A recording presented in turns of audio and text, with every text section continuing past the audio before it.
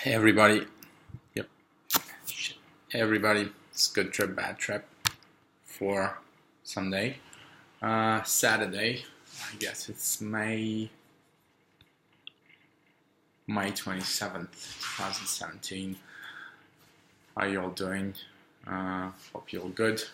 Hope you're not too hungover. I know I'm not hungover because I haven't been drinking for what's it, like 3 weeks? It seems like 3 years. It's really hard, especially for a person. Like, people ask me when I'm in a social situation, everyone's having a drink, and people are offering me drinks, and I say I'm not drinking right now, so no thanks. And people ask me like, what the hell's the problem? Medical reasons? No, not specifically. I mean, we all got medical reasons to not be drinking. If you don't drink, you'll live longer. But although they say a glass of wine every day actually extends your life, but to me that was never really possible. That has not been possible so far, at least, because I can never, like, who the hell has a glass of wine a day? Like, how do you get to that level of self-discipline that it's okay for you to just have a glass of wine, and then what? Then you just go on drinking water, or you stretch out this glass throughout the day, or just have it with one meal. And I don't know. There probably is a system there, but I haven't mastered it yet. So for me, it's really hard to stop at a glass. And when people were asking me like, what the hell's wrong? Why aren't you drinking? I was like, I decided to make a break for like a month at least, and see how it goes. Take it from there. And they're like, but you're not really an alcoholic. Like, why do you need a break? In this day and age, like, if you live in the city and if you know people, if you meet people, like, every day in social situations, if you're not having like a dry month, if you're not having like a sober month, or if you're not making an intentional break, then you'll be drinking something. You'll be having a beer there, having some wine there. Then it's the evening. Then it's the weekend. You're gonna have some shots. You're gonna have some old fashions. Sorry, guys. Sorry. Yeah. So I mean, I decided to make a break, and I initially said till the beginning of summer. I said to myself like that that I'm gonna have a drink when the summer starts on the 1st of June. But I know if I can stretch it out to June 3, where my homies are playing when they have a gig, and that will make the gig that more special. Because I mean, I would, like, unless doctors actually told me that I'm gonna like die instantly the moment I have a drink, I was never envisioning a situation where I quit drinking for good. But however, I like the idea of making breaks and pauses in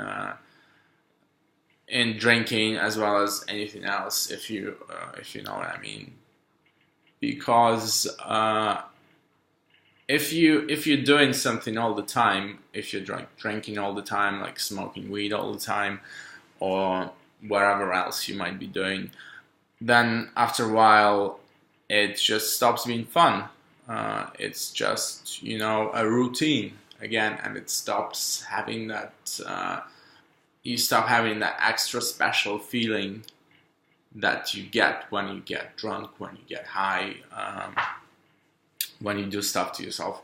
So in order to keep it fresh, you have to really make breaks. Yeah, that's what I found, and that's how I try to live my life. So quit drinking for a while and then start drinking again and enjoy it more. But yeah, honestly, I don't know. Today I have to meet my what's the word? I don't have to meet them. We decided with my classmates, some of whom I haven't seen for like 20 years, because it's been 20 years since I graduated from school. And today we thought that today we decided to meet up, and I'll be seeing a lot of those people for the first time in 20 years. I'm a little nervous, but yeah, and I'm especially a little nervous considering the fact that I won't be drinking. Everybody else, I'm sure everybody else, unless there are some pregnant women there, everyone else is going to be drinking. I'm not going to be drinking. And how is it going to go? I don't know. It's really interesting being in situations when everyone around you is drunk, and I don't mind it one bit. I don't like being in clubs where everyone's drinking around me. I don't mind being in like home parties when everyone's drinking. It's not even the same. It's like more fun if someone around it is drinking. I have a friend, and she's been sober for like a few years or something, and she hasn't like had a drop of alcohol. She doesn't do any drugs. She's like totally straight edge. But she used to do a lot of stuff, and when she's in a situation when there's a group of people getting together and people are having drinks and stuff, she's kind of pushing people to have more fun, if you know what I mean. Like, yeah, we've been drinking for like a few hours. Should we go out to that bar or club and have some more drinks? I don't know. And she's like, yeah, guys, you should go. Let's go. But like, you won't be drinking though, so why are you pushing us to do this? And yeah, I mean, you enjoy, obviously you feed off the energy of the people around you. Like, all of us do that all the time. It's not just, I mean, there are like vampires that kind of drain you of your energy, and you have to stay away from people like that if you want to be using your energy at all. But other than vampire, like the rest of us, we're all charging our batteries somewhere, and it's not sleep. Like, you get some energy of sleep, but you get energy of good experiences, good music, good movies, good conversation, good people, all that stuff. Without that, we'd be dead. You'd have energy enough to like walk around and I don't eat and drink water, but you probably wouldn't have enough to like create something if that's at all something that you're trying to do. That's also something to think about. Sometimes it gets me thinking, like, the creating and consuming balance. Like, when you look at your day, week, month, year, which percentage of the time was spent by you actually making something? Making something doesn't have to be, making a wooden soldier out of a log, but or like building a house. It doesn't have to be physical. It could be, I don't know, painting a picture, making a photograph, writing a book, shooting a movie, I don't know, making a podcast. Even this, for me, it classifies as creating something. Whether someone else needs it or not is beside the point. And the point is making something as opposed to consuming something. Because when you're making something, even if it's shitty and no one needs it, and no one, even if you don't need it, it kind of gets you into a rhythm of creating stuff that further on down the line might might be worthwhile and might be worth somebody's while and might be interesting to look at here or whatever. Not just interesting, but maybe it can make somebody else's life better in some way. And yeah, so the point I was trying to make is that even by when you're making something shitty, you're still making something, as opposed to just endlessly scrolling down your phones, the infinite timelines, Facebook, Instagram, Snapchat, Pinterest, or whatever. I guess there's no timeline in Snapchat. It shows how old I am. I don't really use Snapchat other than a little bit for work. I don't really get the heck of it. What the hell is it?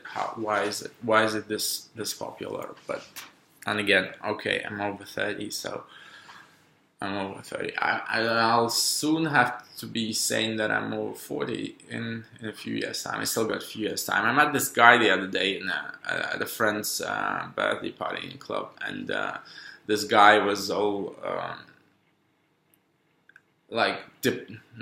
should I say depressed? Not depressed, but like philosophically sad about the fact that he's getting on in years, and he's getting older, and he's saying, yeah, it's not what it used to be. I can feel that my body is not, it doesn't have the same metabolism, and I cannot keep drinking every day and still feeling fresh and invigorated. And I'm starting to get these thoughts that I didn't used to have, and so on and so forth. And during the conversation, he's like comparing himself to like 20-year-olds and saying that compared to 20-year-olds, he's an old guy. And throughout the conversation, it transpires that this guy's actually 28, and I'm kind of looking at him, nodding and kind of saying, yeah, I know what you mean. And then he asks me how old I am, and I tell him I'm 37. I'm 36. I'll be 37 this September. I kind of feel 37 in a way because I really like the figure, should I say the number 37, and 36 for some reason I don't like as much. I don't know. Maybe something is gonna happen to me when I'm 37 years old. Something important. Who knows? I like 37 for some reason. I like saying I'm 37, even now that I'm 36. And he like, fuck, 37. You should be, you're super old. You should start thinking about, another existence, kind of thing.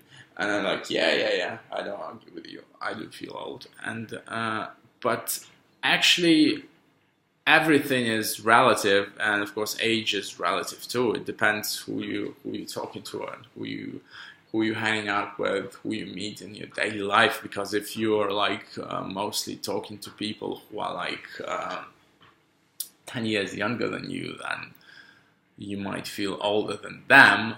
Although on the other hand, comparing yourself, for instance, to people who are the same age as you, who hang out with people who are older than them, you feel young because you kind of feed off the energy of younger people. Although with I don't know, with the younger generation, like 10 years and even like 20 years younger than me, like 15 years younger than me, the 20-somethings. In Moscow, the people I'm seeing, I don't know, it's probably not the best selection of people. If you take like the world, I hope it's not, but I'm not super psyched about what I'm seeing. And probably also I'm not seeing the best ones, because I'm seeing people like in social situations, like in clubs and bars and whatnot. I don't go to like, I don't know, master classes and lectures. I haven't been in a museum for ages, so probably, yeah, that's the thing, is that I'm seeing the shitty side of the 20-somethings, but the shitty side that I'm seeing is really horrific. And what I'm especially concerned about is the lack of kindness out there, is that everyone's so up fucking tight. Everyone's got a face like they've just like they've just eaten a lemon. I know even the people who are like good looking in a way, they instantly make themselves look horrible by just assuming this kind of attitude to life, which I guess is the equivalent of cool for them. Like, you don't like anything and it's cool, but they're actually wet. I don't. Something like that. Yeah, that's like the face of this 20-somethings generation, and they talk to each other with faces like that. They talk to what they perceive as their friends with faces like that. They kiss their loved ones with faces like that. I don't know what it is about them. I don't want to be a grumpy oldie, but I know that I'm sounding like one now. But yeah, just look at them. Just look at them. And also another thing I've been meaning to talk about for a while is Russian women. Who, when, under what circumstances was this myth born that Russian women are the most beautiful women in the world? You know, for fear of